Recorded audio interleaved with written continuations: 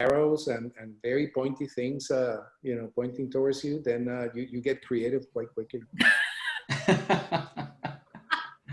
I'm sure. Wow. Well, Alex, we're going to hear from you in a minute. I want to take a moment to welcome everyone who has come so far. We're just thrilled to have you as our guest today. I want you to imagine a beautiful large table, and you can imagine that table to look however you would like, but everyone has a seat at our table today, and there's no seat of honor. Every single one of us has a special seat that's there for us. And today we're going to dive into some brave conversations and some stories. How this came about was I wanted to meet people who had come through some of the webinars that we did over COVID. We did free webinars every week, and I wanted to meet the people who are in the names, like I see right here, April and Heather and Jan and Julie. You know, it's hard to know who these people are. And I had the most amazing conversation with Utkarsh and with Alex and with Hassam, and of course, my friend Denise. And these stories just moved my heart. And Hassam, I believe it was Hassam who said, did you realize that in all your free webinars over COVID, you didn't have one person who wasn't white as a panelist? And I thought, isn't that weird? That's true. And it's so strange that it would be that, because if you know our CEO, Abe Brown, he's married to a Filipino, and I feel like when we hang out with people, we are the minorities. So it was strange that we hadn't. And Hassam, you were so gentle, and it wasn't a criticism, it was just a notice. And so we got talking. And so today we are going to hear stories that I got to hear over these Zoom meetings. And what we're hoping today is to create this idea of leaning in. When you lean in and you hear someone's story and you see their face, beautiful things happen. You don't need another seminar on inclusion. You've heard someone, you've seen them. And so today I just invite you to come with a culture of honor in your heart to listen and to lean in. And so Denise, I'm going to pass it over to you. Denise is our host today. She's amazing, and she's going to be introducing our guests, and I have the hard job of telling them when to stop. Yes, thank you for that lovely introduction.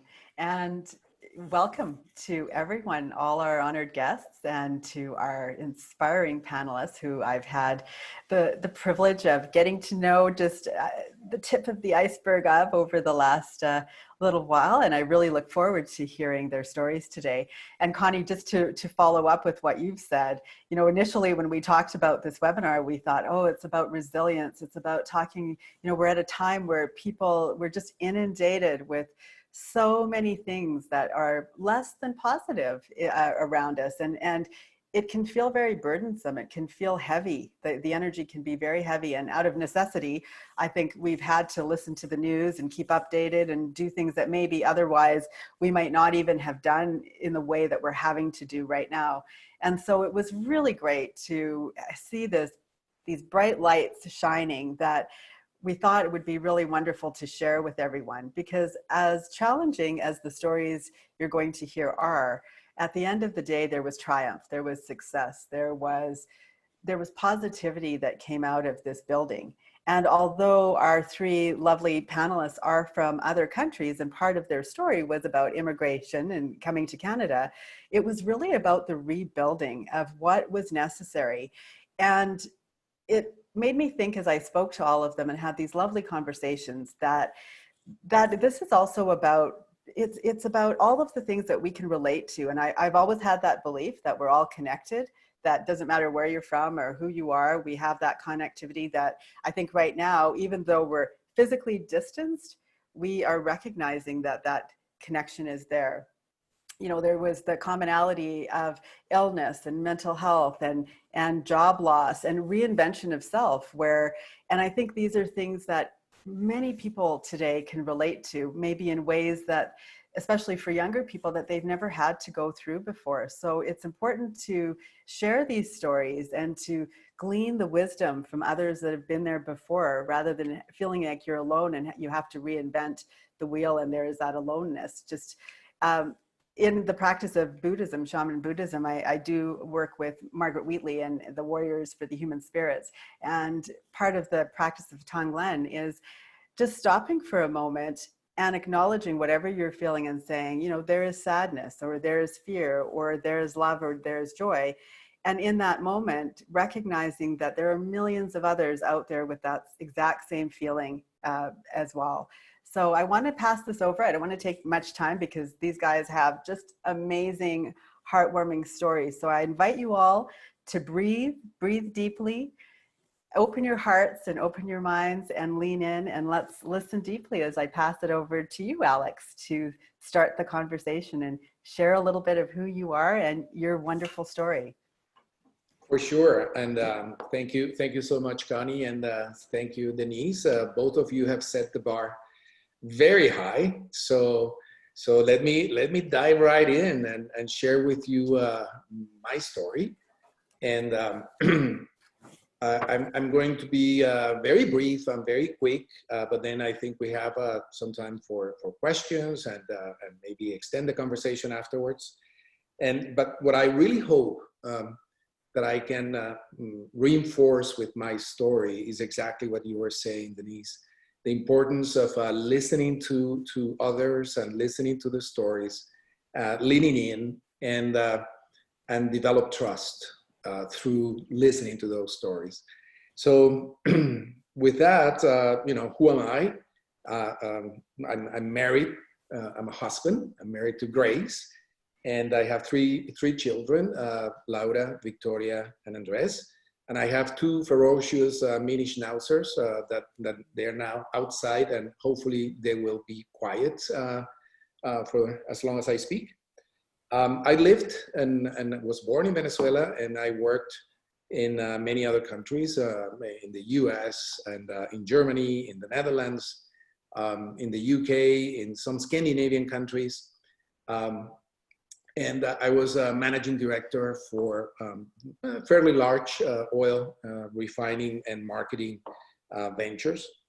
And I was graduated as a chemical engineer with an MBA from Cornell. And so given my experience and all the things that I had done, you know, I felt pretty well prepared to go and work anywhere I wanted to, right?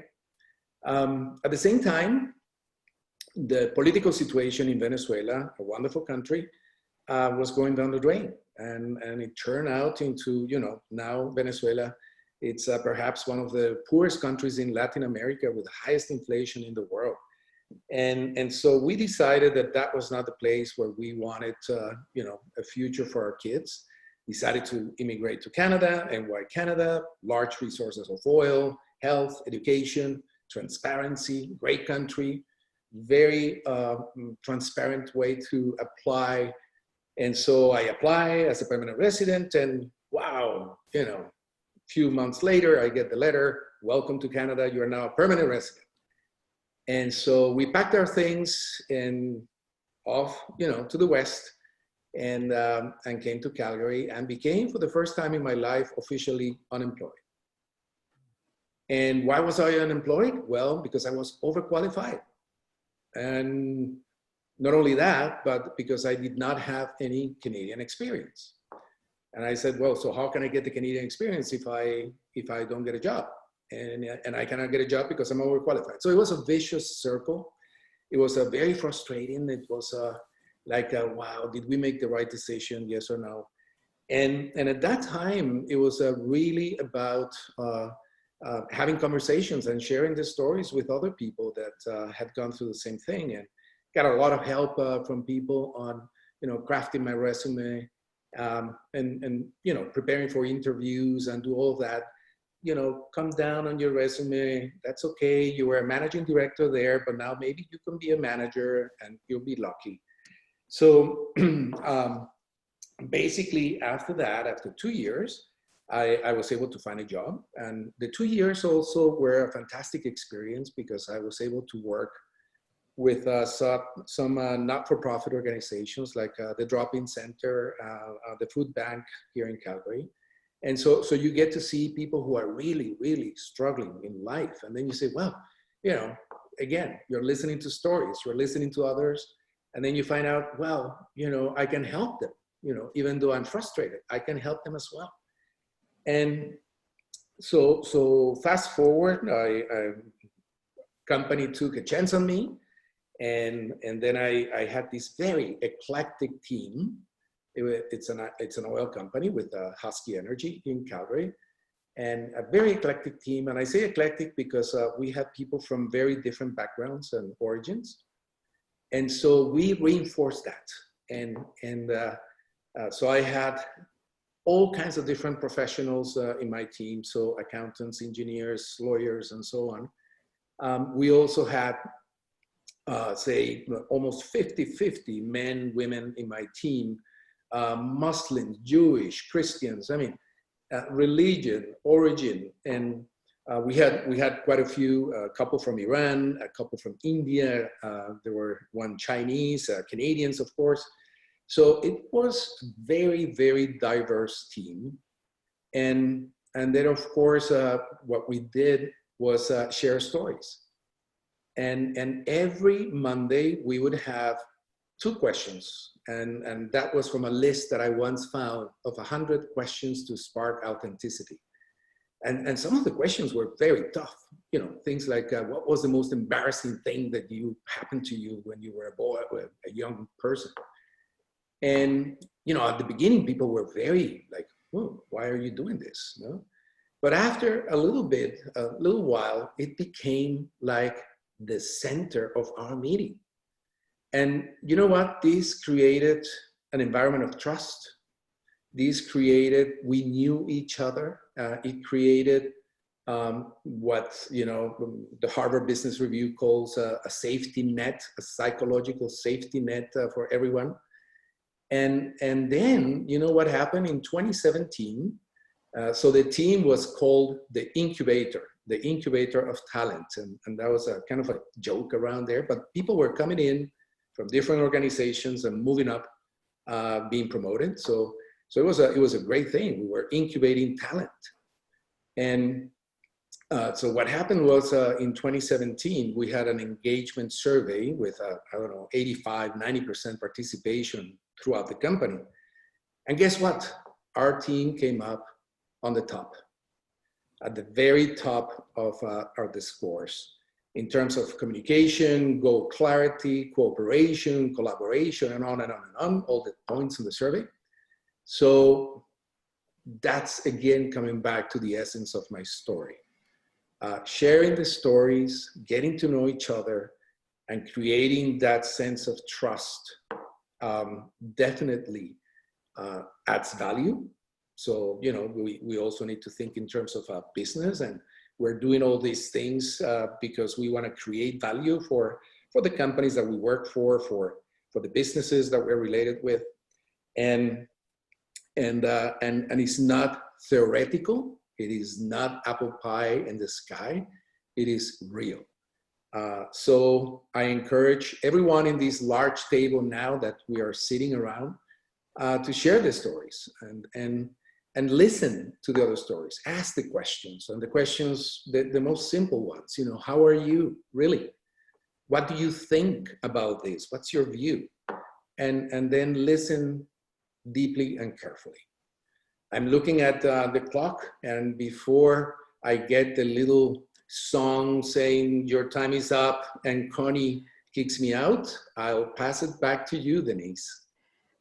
Thank you for sharing that, Alex. I always love hearing that story. And I always find that interesting, trust.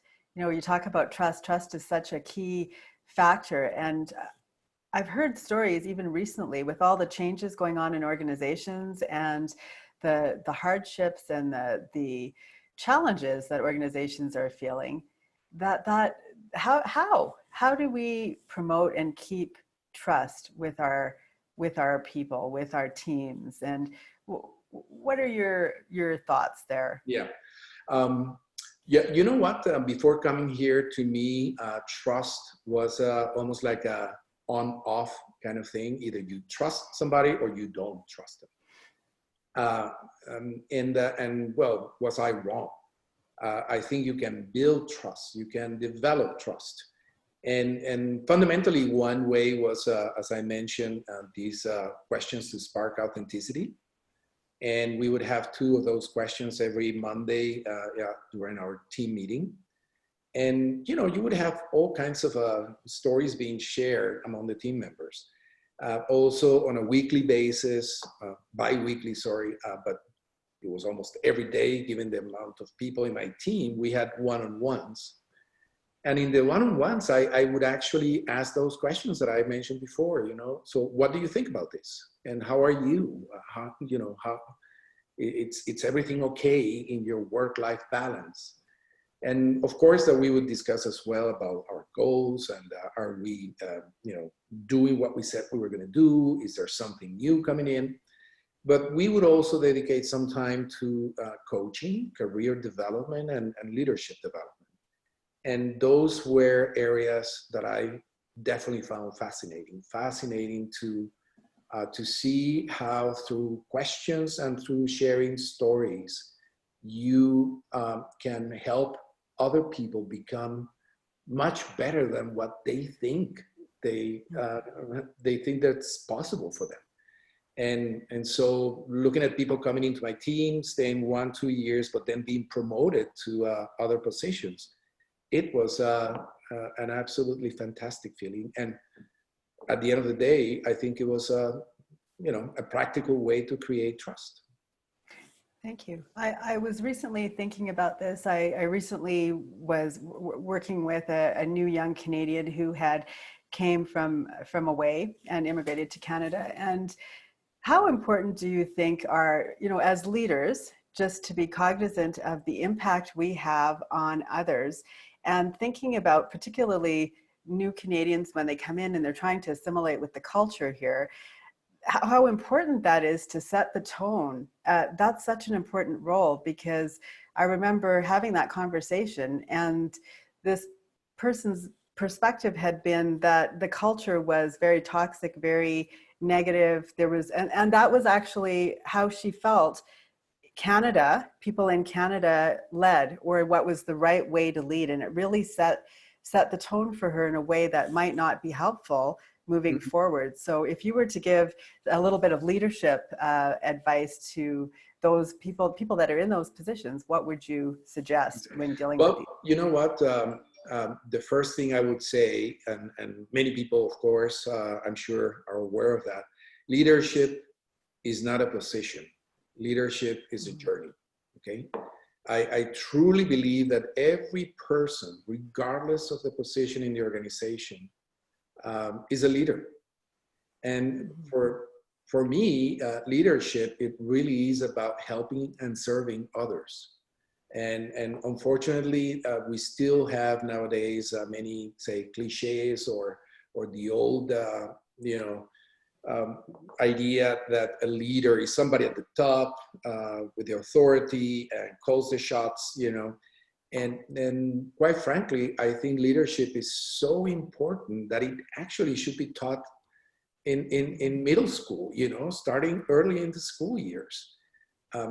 And to finalize my thought on leadership, I think now with this post-COVID environment, leadership is going to be ever more important, because we will need now to coordinate and work with people like we are right now through a screen. So how do we create those connections? How do we connect with people who are, you know, in all the pictures, and to make sure that we achieve our goals, to make sure that they develop their potentials.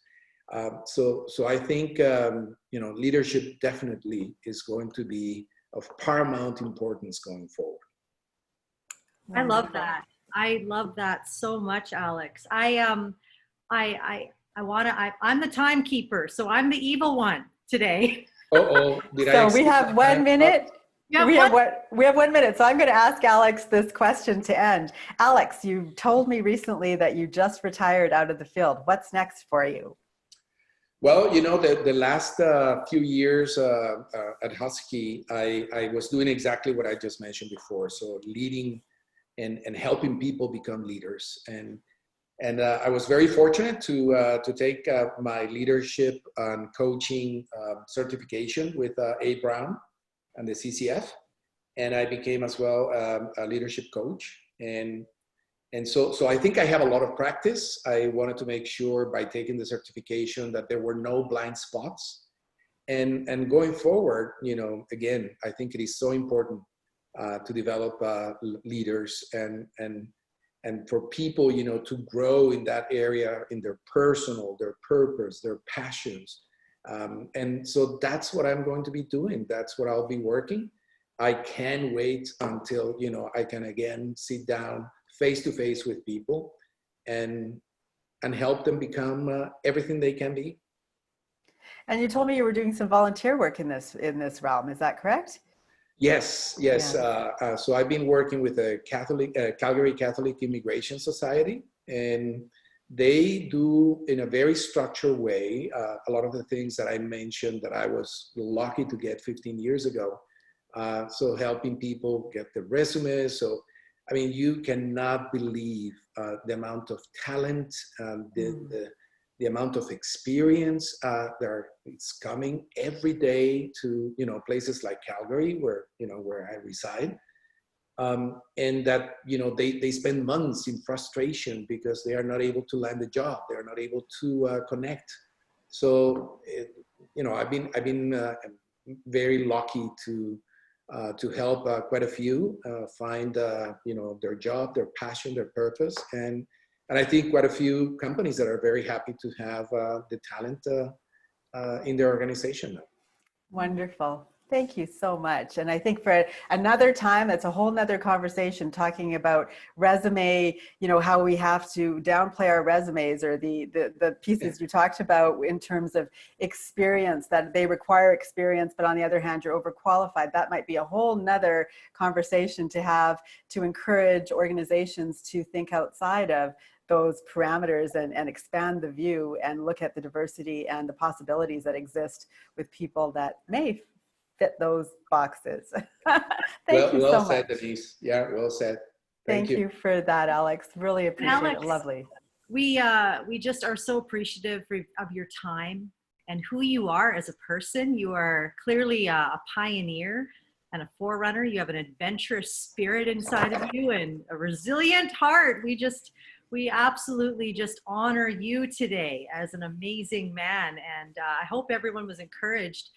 Alex, you have a couple of questions in the chat. So, and I'll just remind all the panelists that when you're finished, please make sure you scroll through the chat, as well as there's a question for you, Alex, in the Q&A box at the bottom. So, and anyone who has questions for Alex, keep the conversation going.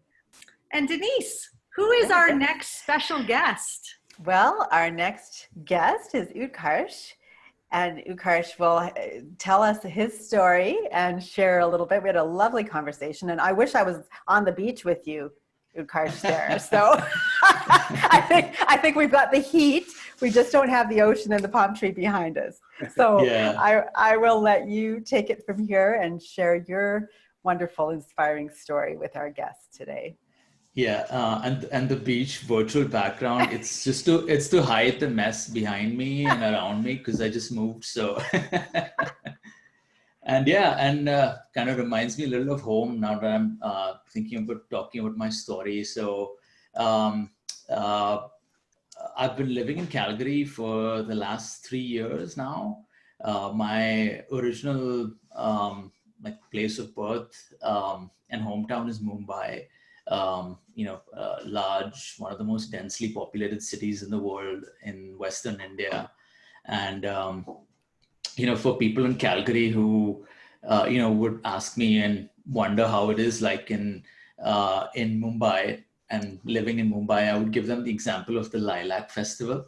For those who attended, it's, basically every person is on the street there, and there is no way you can walk without being elbowed in the ribs.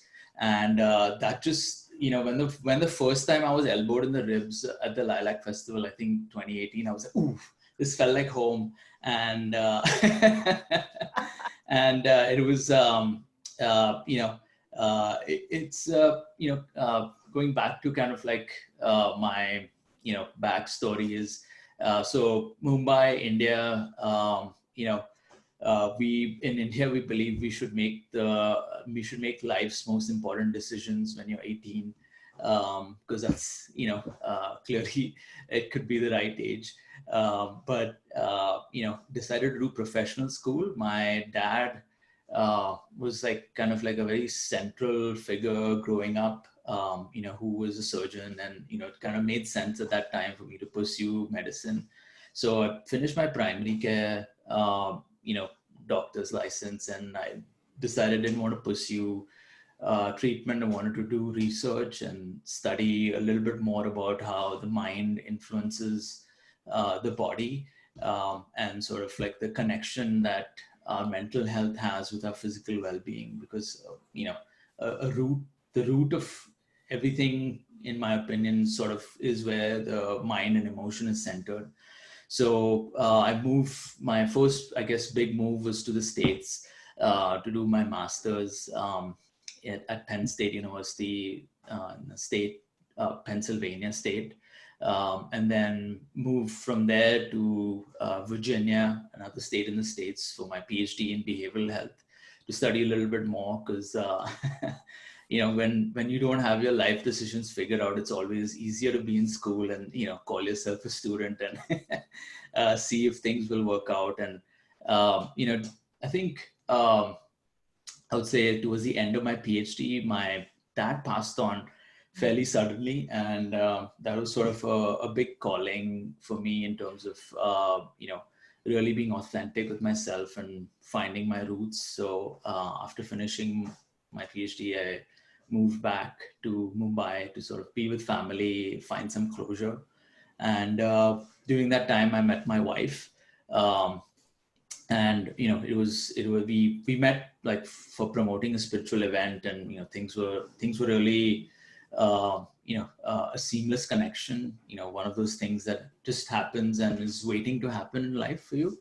And I say the funny story of me coming to Canada is, so I was sort of pen pals with my my ex-boss, who's like one of the world-renowned researchers at University of Calgary, Linda Carlson, for like a couple of years after my PhD. And so the day I decided to propose to my wife was the day I got an email from Linda saying that, I got a grant, I have money, will you come to Calgary? So I decided to add that as a, addition to my proposal. So I was like, will you marry me? And will you move halfway across the world to a place that you have no clue about for me? And so I think kind of worked out well, because, at that time when you're so much in love, you're ready to say yes to anything. So, so I moved by myself in July of 2017, followed by, like, my wife joined me in December. And I think I talk about I bring this like contrast because I've like worked and lived in a few places in the States and in Mumbai, places in India and in Canada. And I think I would say, there are some similarities and there are some, things that were different. And I think one of the similarities is that, I think I was telling Denise about this, is that, I don't really bother to like groom myself a lot, especially because I'm working from home, and my beard grows really quickly. And so there were times when like I would walk around, like, this is Calgary as well as, in the States, when and people would be like frightened when they would look at me, because it's, I sort of look Middle Eastern and I kind of fit a certain stereotype. And I think that sort of sense of being different and alien sort of does hit you at times when, when you are sort of new and different to, the people around you. And I think it's like, once you understand the psychology behind it, there's also a way in which you can understand where that fear comes from. But I think it was one of these uncomfortable things that I think is important to discuss, because it's part of being different or alien in another culture. And but I would say the differences were the most, I think, wonderful and enjoying. Is like, my name is Utkarsh. It's obviously not an easy name to say in the English phonetic. So when I was in the States, I was baptized there into being called Steve by a friend because we were at a bar and we're placing an order, and my friends were like Tony, Kevin, Danielle, and when it came to me, it was like Utkarsh, and he was like, "What?" I said Utkarsh. He's like, "What?" And it was like this loud music in the background, and my friend was like, "Just call yourself. Just say you're Steve." What was he gonna know? And I was like, "Okay, I'm Steve." And then from that time, life was very easy because I was just like, Steve was my coffee shop name, and it became like this, sort of a way of introducing myself and a joke. And so people would just laugh at me in the States and like just call me Steve. But I think here what the difference was that people interrupted me after I cracked the joke. They would laugh and they would be like, "Okay, fine, good joke, but like what? Like how do I actually say your name? Teach me how to say it." And I think that really felt like, oh, there's a genuine interest, a genuine curiosity to understand where I come from, and just taking that extra time also shows the concern and the effort that's involved into working with somebody and understanding somebody from different cultural backgrounds. And that was really wonderful. And my experience in Canada has been like incredibly wonderful. And I think it's also, so it's kind of like two ways, like there's a cultural evolution that's happening, and I feel spiritually as well, I have evolved, and I think connecting with people here, was from a sense of understanding, okay, that's like our spiritual essence is intact, and we are sort of one, and I met people who sort of resounded with me on that level. And it was like, it's I'm like infinitely curious about people, and I would love to connect with others. So I know there's like a timing involved, but I think we can discuss a little bit more, because I love talking with Denise, and she just naturally flows with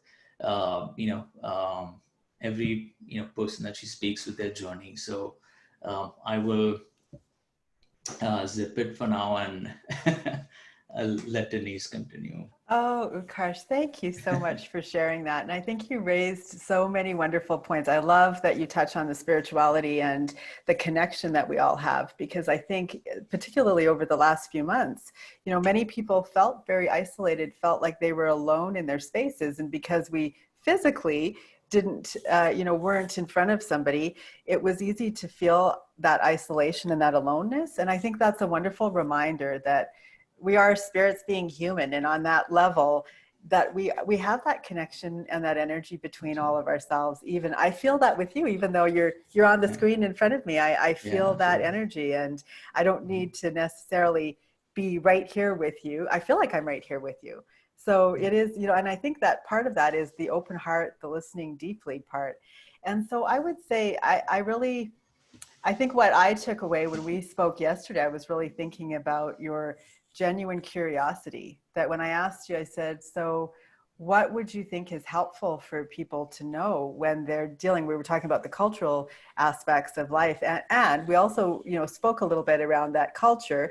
Many of us think of culture as, we think of the place of origin that somebody's from or their background. And culture can be so many things. Culture, there's hidden cultures, there's the spoken culture, or the culture on paper that an organization professes, and then there is the actual culture that they demonstrate through their actions, or if we're looking at it from a business sense.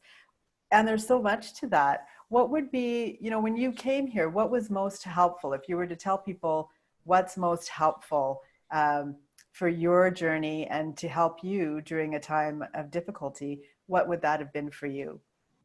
Yeah, and I think, like you sort of mentioned that the idea of genuine curiosity, and I think I think that was like sort of, it's like we're sort of talking a little bit on the spiritual side of things, and we try to verbalize what it is. But I think there's a sense that you get from a human being who is, honestly interested in you versus like, sort of doing it for out of cultural appropriateness or this is the right thing to do. And I think it's really about, the human sense of compassion and empathy, to have, to commit yourself to knowing and understanding somebody else's life journey, and what that life journey can sort of, sort of connect with you about, as well as, learn something from somebody else. Because I think I would say that helped me the most is meeting people and feeling like, hey, although you're, away from technically your family of birth or your country of origin, but the culture and the sense of being human, the sense of being connected, the sense of love can be generated through conversations and interactions, wherever we go, because that's our in one sense our essence as human beings. So I think it's really about, it's glad we're having these conversations, because in a classroom you really can't teach somebody how to be a better human being, but you can have conversations that can cultivate those qualities that make us, sort of more of a better species that, is able to understand, connect, learn, and see within. So I love that. I love that saying where they say, if you can be something, be kind. And it is about that living with love and compassion. And even as, as Alex said, we're all leaders. And in that realm, how do we continue to demonstrate love and compassion, even at times when we're going through hardship or going through difficulties? How do we extend that we know is so important for ourselves? How can we extend that to others? And I know we mentioned yesterday, and I said, we definitely need to connect you with the Wellness Centered Cooperative and expand on the work that you're doing and that wonderful perspective that you have. And I thought the name change was interesting, because that was something I think Hassam and I spoke about that as well. That has happened. I've heard it. I've heard people saying, "Oh, I need to anglophone my name or anglify my name." Or my father and I were having this conversation last week, and he was giving me examples of how names were changed, and some of them made absolutely no sense. And I said, "But why?" And he said, "Well, that's just what happened. You came up, and people changed your name, and this is what they called you." And it was accepted. And yet, would it be different if I went to another country? I don't expect that I have to change my name. I would expect that I could say my name and that would be my name. So I think you raise a really good point, that for our own awareness. And also, I think that the genuine curiosity you raise, I remember my sister years ago when people would look at us and ask where we were from, or then, we're from Trinidad. It's very hard for people to place it when they look at me. I could be Ethiopian, I could be Fijian, I could be anything they want, really. And so when they would ask that question, I knew it was just a natural curiosity. So for people to know that, even when they said, well, what's your national language? And we would say English, some people could choose to be offended by those questions, but I encourage everyone to receive those questions with openness as well, and an attitude of educating others, because oftentimes that's really what people are asking questions, because they're interested and they're curious. There's often not a malicious intent behind those questions. And so thank you for highlighting those pieces. So what's up for you next? What would you have needed when you came here or to the States that might have made a difference for you, that you wished, I wish people might do X, Y, Z, that would be helpful? We're trying to give our lovely guests some tools that they can take away with them. What would that have been for you that you might have thought of? Yeah, and I've sort of thought about it, and because I've been connected with the university, schooling systems, in the States and in Canada. I think the idea is like, let's do something like, let's educate people about Canadian culture. Let's educate people about American culture. And that just like, I feel was like describing different ways. And it was like sort of creating stereotypes for Canadian culture, which is obviously not true, because culture is evolving, and you can't really define an entire population and say what it is. So I would say like a navigator, like a buddy. So I had, like, when I first moved here, like I had a colleague who was kind of like my buddy, and we would just hang out and chat and talk about life and growing up and the differences. And I think that really helped, is because seeing somebody else's life growing up and being able to share my life and a relationship building was probably really helpful. So I think if we're talking about like a workplace intervention, or an intervention that has a specific way of delivering it, it could be like a navigator. It's like, hey, this is this person's buddy that's going to help them out, and I'll just keep it like really informal, and about it's really about learning from each other, and not about, hey, this is Canadian culture, and like this is your culture, and like this is how you acculturate. Like it just becomes too regimented, and it's not how life works. So. And Connie, go ahead. You're giving us a 1 minute. Well, yes, it's 1 minute. Honestly, I'm just sitting here as the white girl in the room, just blown away by you, Utkarsh. I can't imagine having to change my name, because our name roots us. It's who we are. It's a reflection of us. And I just think, Luann just says it so well right here in the chat. She says, it makes me crazy to hear that skilled people come to Canada and they're not respected for their names, their jobs, and their lifestyle. And I echo what she has written here. We honor you and your vulnerability. And I love that, Connie, because that's the, vulnerability. I know last night, even Hassam, we were talking and he said, oh, well, I don't know if I should edit that out, or can I say this? And I said, we're in a safe space. I want you to just be honest and just be who you are and express, because we are here to learn. And in that learning, there needs to be that open and honest communication that happens. So Utkarsh, thank you so much for that. Where are you at now? We have like 30 seconds. Where are you at now? With life, with things? Yeah, things are good. Like, just been working from home. Like, I'm part of a health tech company in it was incorporated in Calgary. So it's health technologies is not a robust sort of industry yet in Alberta and Calgary. So I'm sort of navigating, working with people who are wanting to make it happen here. And so, healthcare is my passion, and sort of I am, a fairly social person.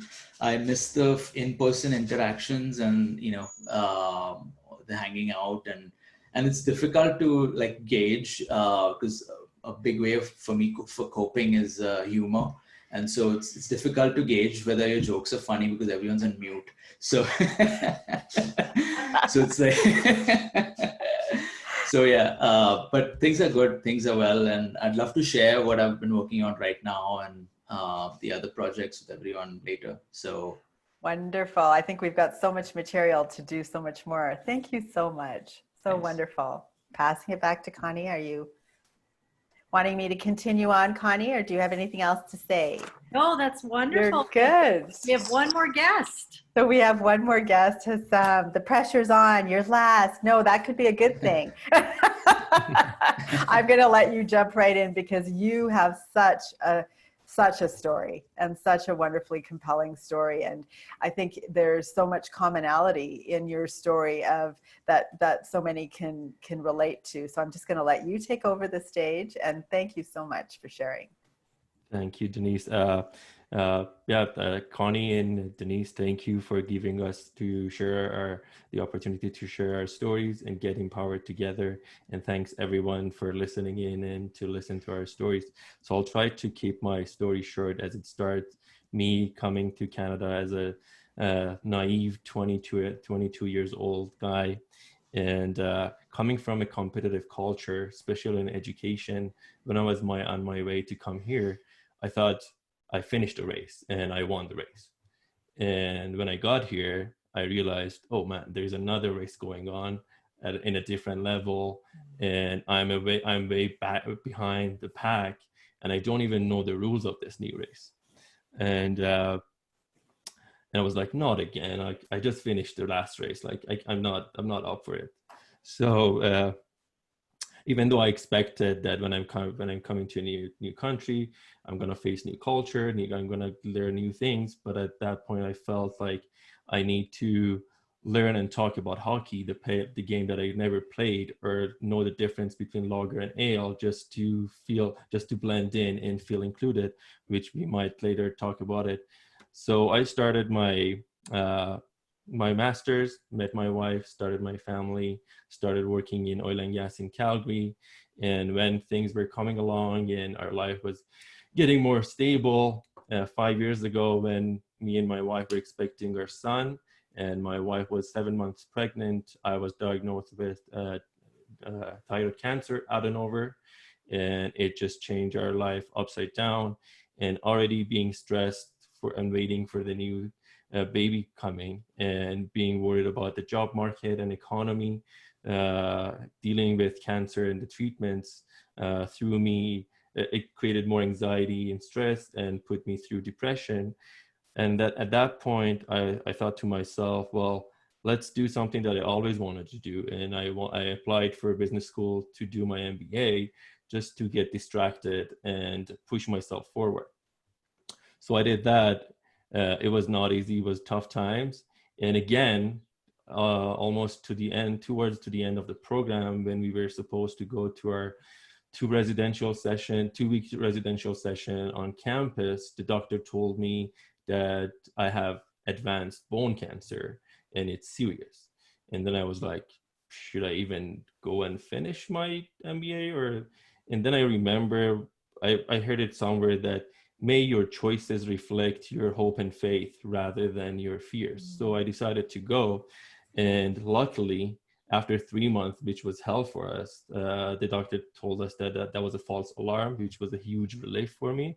But those 3 months was tough. And with the help and support from friends and family, my classmates, my teammates, I was able to complete the MBA with distinction. And for a long time, I thought to myself, and I saw all those obstacles and challenges as negative things, which pulled me back in life. But the later that I more thought about it and learned through different outlets, I realized that all those obstacles, all those challenges made me the person I am now. And without dealing or facing with all those adversities, I wouldn't become this person.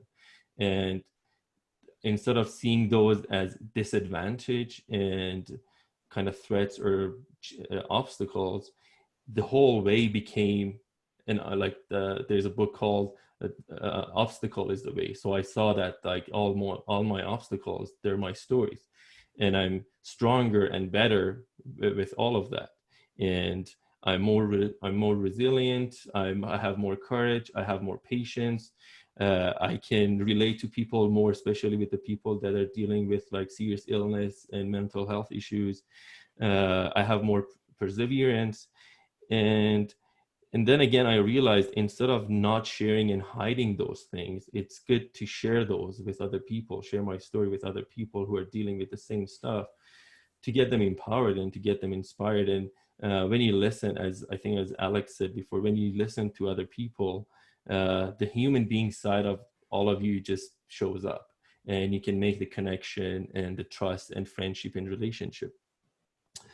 And now in these tough times, I realize it more, that now more than ever, all of us, especially leaders, it's time to listen to other people's stories, to get all of us inspired and to get the best out of each of us and reach our collective potential to get through these tough times. And also on top of that, when we start listening to other people, to each other, people feel they matter, people feel they're heard, and when they feel those, they feel included. And when you get people included, they get excited about everything, and you can make meaningful impact on your work, on your personal life, on people around you. And that's what we need more than ever before dealing with COVID and dealing with the situation. It's like I told Denise yesterday, like if you look at in history, the way we made technological and scientific advancements was through sharing our knowledge. And this is all over again. By sharing our stories, we can use our resilience, we can see our potential, we can get empowered and change things. And this is the way we can get through any challenge or obstacle. So yeah, these are the main points that I would like other people to take away out of our webinar, that inclusion is not just the number of how many people of color you have in your company, how many women you have, how many disabled. Those are all good. Those are all good parameters. But above that, it's better to understand why you need that diversity. It's, as Alex said, you're coming from a different culture, you're coming from with a lot of other experience, you can relate to people more. So use those stuff other than just showing that we have 10 women in our board or we have like 20% people of color. That's all great, but use that, like listen. The leaders, managers, they need to listen. They need to provide that environment that people can bring their whole selves to work, not just to do things and say things to feel included, which is not authentic and genuine. And the other thing I told Denise yesterday, there's a term in business they call bottom line, which refers to the net profit of the company. I did my MBA. I know the main reason or the main purpose of a business is to make money, but I don't like that term. That's not the bottom line. Bottom line is us having good experience and having a good life and be happy. Like these days, we all work 8 hours a day for a company, which is much more than the time that we spend with our family and friends. Even though you're getting paid for that, it's so painful just to get paid for it and not be happy that you're not yourself, that not be happy that you're not feeling included. So mine as well, create that environment for people at the same time that you're concerned about making the bottom line. If you include people, automatically, organically, people get inspired to share more, to care about work more, to be more creative, to come up with a solution to how to deal with this struggle. And I think this is the best opportunity for leaders and executives to tap into all these stories, leaning in and listen to all these stories, to make a change and use all these potentials to get all of us through this tough times. Oh, Hassam, I don't even know if I can follow up with any questions after that. That was just so wonderful and so well said. And really so from the heart. And I mean, you raised so many great points. Authenticity, the need to tap into the groups, the fact that, you know, coming here, you felt like you're coming into another race and the challenges that came, you're, you know, entering a race with no rules that you know of at the time. And I think I go back to, that's where leadership is so vital, because if as leaders we're not demonstrating something better, those are the examples that people think are actually the way things should be. And it's not always an accurate picture or necessarily the best way. So we do have that piece around mindfulness. And I loved the storytelling and encouraging young people. And I say this, I encourage people, younger people especially, to hear the stories of those around them and to glean the wisdom from it. There's always a nugget. There is always something of value in those stories that people are sharing, and not to see it as authoritarian or somebody telling you what to do, but rather, why reinvent the wheel if you can learn? Open your heart and your mind to learning from another, and take what works for you and leave what doesn't. I think that's a wonderful perspective, and I loved Exactly. that. I loved that. May your choices Just reflect. Yeah. Sorry, Go on, ahead. Hassam. Go ahead. Go No, ahead. I just wanted to say that I don't see life as a race anymore. That was back then that because of coming from the competitive culture, that I thought I'm always competing with other people and competing with myself. I still suffer from competing with myself, but I don't see life as a competition anymore. To me, it's more of a experience that we are having at the same time. And the whole thing is now, more than ever, I'm being more advocate to sharing my story and trying to make an impact on people around me. And I love that you are open to being so vulnerable. And I mean, oftentimes people can perceive that as weakness. And I often will say to people, coming with humility and vulnerability into a situation is not a sign of weakness. I think it actually takes a lot of courage to share your stories in such a genuine and open-hearted way, the way the three of you have today. And for our guests that obviously have open hearts and minds to be here to hear these stories, I think that's very encouraging at a time when we could allow ourselves to be taken down by the less than aspects of what's going on around us. So thank you so much. And what would you say, I would ask you the same question as Utkarsh, what would you say was most helpful for you, for yourself to move out of these spaces when you were overcoming the obstacles, when you were jumping the course? What helped you the most? I usually use this kind of technique that I ask myself a question. Do you remember your concerns and stress and anxiety from 2 years ago? Do you remember from 3 years ago, what were you dealing, like what would make you up at night? And I don't remember them. And it's the same thing, like the things that we are thinking and is stressed about right now, next year, 2 years, you're not going to remember them. So instead of just focusing and being stressed about those all negative and limiting thoughts, just know that it's going to go away. You're going to get through. And as I said, may your choices reflect your hope and faith rather than your fears and stresses. So that's one thing that helped me a lot. The other aspect was I always try to remind, I don't know if it's a good thing or a bad thing, but instead of looking at people that it seemed that they have a better life than me, I look at people who seem that they have a worse life than me. So that made me more grateful and have more gratitude for my life. And I already know, like most people that they live in Canada, I don't know the numbers, but I feel like we're in a top 5% of quality life and like everything compared to the rest of the world, which like we have more than close to 8 billion people, and being a top 5%, that means you already have a decent, good life. So being more stressed about it's just gonna make you not enjoy your life and not enjoy your experience. I love that. The reminder of gratitude, that even in our worst moments, there can be something that we can look at that reminds us to be grateful. I know that's how I go to bed at night. I always think about the top 3 things that I'm grateful for. And sometimes it could be simple. When we used to drive a little bit more, it could be the green light when I was late. It didn't have to be anything, crazy. It's just the simplest of things that allow us to go to that place and release those endorphins that make us go, yeah, this is good.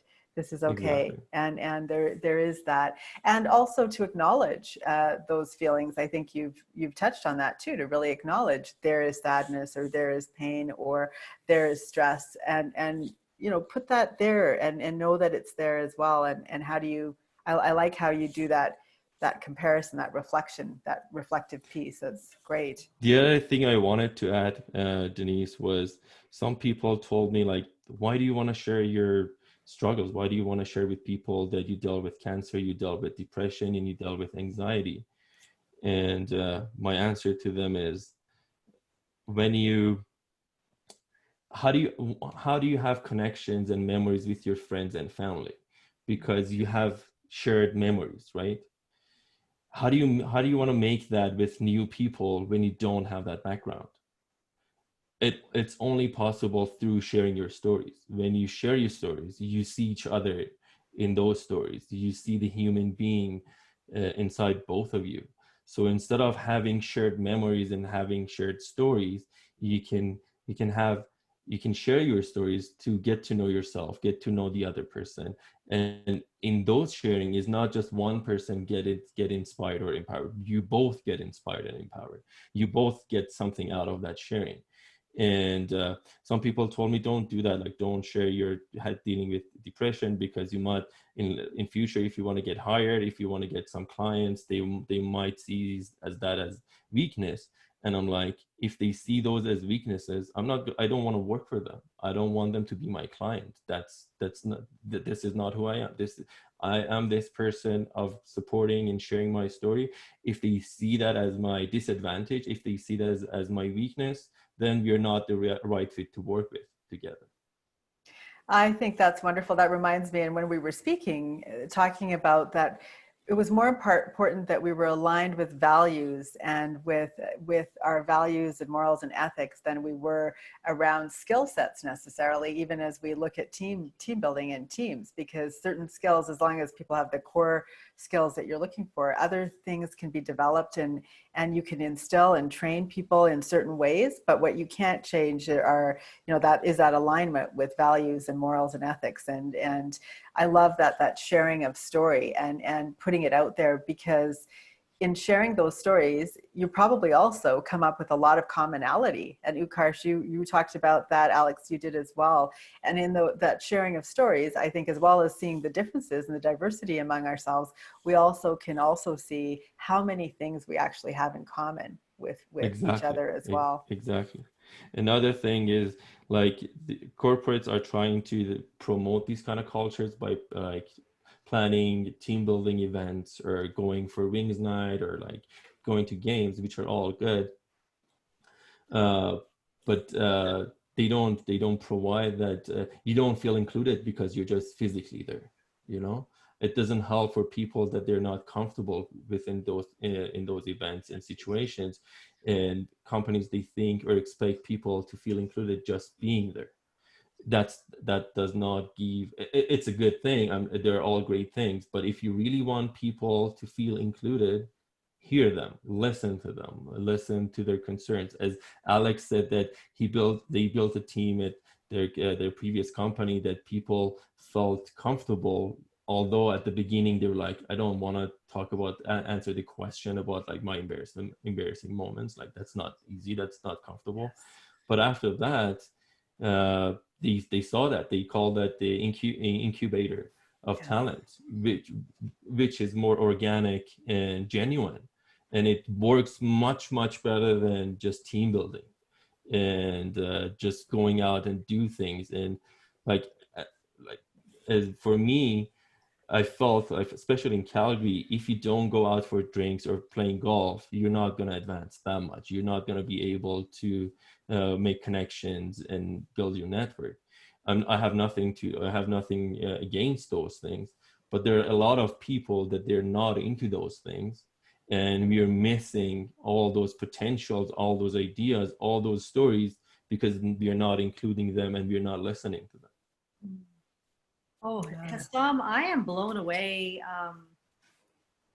just by, again, your humility when you share, some of your words to some, to the white girl in the room is like a jab. It's like, oh, why are we making hockey such a priority? You're so right. Like, we need to remember to be inclusive, and not that anyone intends ever not to be. I don't know many people who wake up and want to be a jerk, but what we need to come back to is, how do we create a culture of honor where we honor people's stories, honor their journeys, honor, and even within cultures, and so I know we're at 1 o'clock. We're actually a little past 1.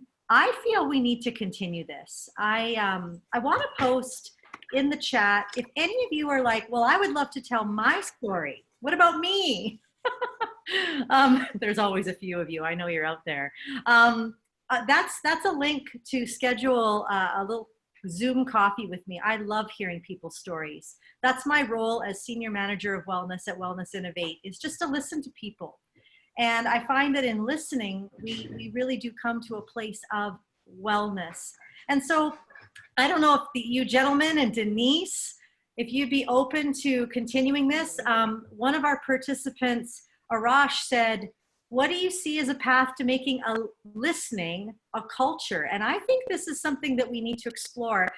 Could you just do me a favor in the chat, those of you who are still here, still hanging on, could you tell us if that is something that you would like us to maybe cover? How do we create listening? Everybody wants to listen, but we don't know how to. And so if you feel that this would be helpful, then I think that we need to continue the conversation, have these guys back. Denise, I absolutely love co-hosting with you because you're just an empathetic, wonderful, compassionate woman who knows how to bring out people's stories. And so, well, we have one person who would love to. So what I'll do is, good, Dale, you're in. Helpful, wonderful. We got 3. Do I hear 4, anyone? 4. I'll be sending an email with the recording and asking the question. And if there's interest, then absolutely we will. We would love to bring others into the conversation. Soon we are opening up YYC Entrepreneur Connect up by Marlborough Mall. And that is a place where we'll be able to physically gather. And so we can have physical meetings about this, but we can also keep it on Zoom as well. So, and then Hassam is in a group that's making a podcast. Well, Hassam, I mean, let's just make sure we post that. Make sure you send me the info or post. That's something I was gonna like. It's in Farsi, but I was gonna talk to you and propose an idea to do a version in English. Oh, please. Let's talk. Alex has to leave. Bless you all. Thank you so much again. Any closing remarks, Denise? I just want to say thank you to all 3 of you for your wonderful sharing and stories. And I just feel very humbled and honored and privileged to have been part of it today. So thank you all. And I look forward to seeing you outside of this space. And thanks to all our guests. That was wonderful to have people interested. And Connie, to you for your wonderful facilitation and for seeing the value in these conversations. Thank you. Blessings to everyone. Blessings be. Bye. Bye. Bye.